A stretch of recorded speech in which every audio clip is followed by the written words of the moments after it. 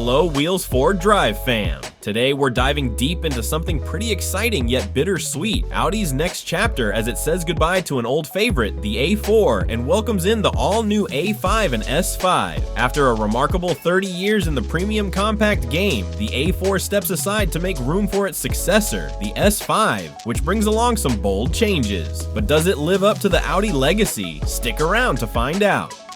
Let's kick things off with the big picture. Audi's rethinking the lineup. Instead of multiple body styles like the coupe, convertible, and all-road wagon, we're left with just one option, a four-door hatchback. What do you think about that decision? Is focusing on a single streamlined model a smart move? For US drivers who are fans of the Sportback, you'll still get that practical yet sleek hatchback styling, but without the Sportback label. There's even a stunning Avant wagon over in Europe, though unfortunately it won't be crossing over to the States. Now, the new S5 is a bit more robust, stretching around 3 inches longer in both length and wheelbase, which opens up room inside. Gone are the wavy creases on the previous model. This version's design is cleaner and bolder. Here's a question for you. Do you think a more minimalist design is appealing, or do you miss those intricate details? Audi seems to be saying, let the proportions do the talking. Other markets get some fancy lighting features with adaptive matrix LED headlights that can display a triangle warning or shimmering effects with bright OLED elements. Sadly, those unique lights won't meet US regulations, so we'll be sticking with a more standard but still highly customizable DRL and taillight pattern selection. The A5 S5 rides on Audi's new premium platform combustion, which Audi says will be their last combustion-only platform. It feels like the end of an era, doesn't it?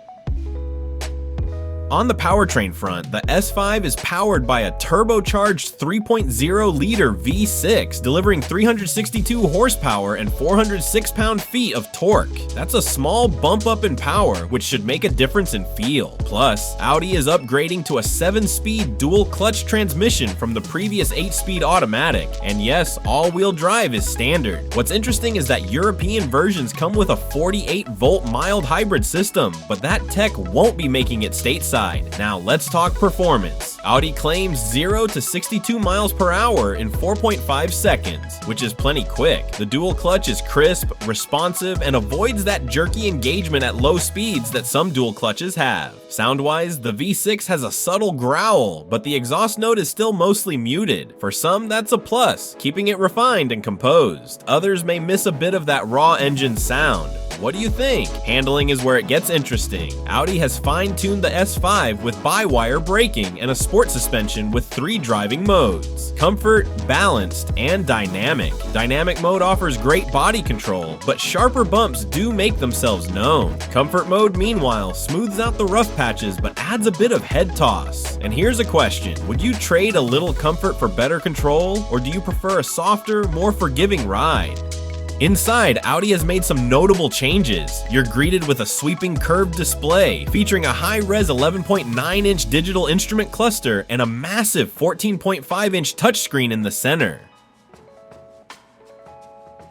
Here's where things might get a bit divisive. The digital cluster, it's less customizable now. You won't be able to put the map directly in front of you like before. On the plus side, that giant center touchscreen incorporates tons of functions. And yes, there's still a physical volume knob. So for those of us who enjoy a bit of tactile control, that's a win. But let's talk luxury. Is it as luxe as a Mercedes C-Class? Not quite. Audi delivers a beautiful ambiently lit interior with a suede-like material across the dash and doors. And the panoramic sunroof is standard, but as luxurious as it feels, the overall vibe leans more sporty than plush. Do you think Audi made the right call, or would you prefer a bit more opulence in the design? Backseat space, much improved. With the added wheelbase, a 6-footer can comfortably sit behind another 6-footer, which wasn't possible before, but the middle seat might feel like a squeeze. Cargo space also gets a nice boost, with 26 cubic feet under the liftgate, adding a solid 4 cubic feet over the previous model. In the end, the new S5 feels more balanced, with less front-end push compared to previous models, but some feedback on the steering wheel would be nice. It's on the lighter side, even in dynamic mode, which doesn't build resistance as you turn. For those who prefer a more connected feel, this might feel a bit too refined. Lastly, the S5 and its A5 sibling are set to arrive stateside in in late spring or early summer of next year. When they finally touch down, do you think buyers will warm to this design shift and enjoy the extra space? Or will some miss the coupe and convertible options that made the lineup so versatile? It's a lot to think about as Audi moves into a new era, and there's no telling yet how all these changes will be received. So what do you think? Is the S5 moving in the right direction, or do you miss the old lineup's variety? Drop your thoughts in the comments, and don't forget to hit that like button if you enjoyed this deep dive. Share it with a friend who loves cars, and subscribe for more daily videos on Wheels 4 Drive. Thanks for watching, and see you in the next video.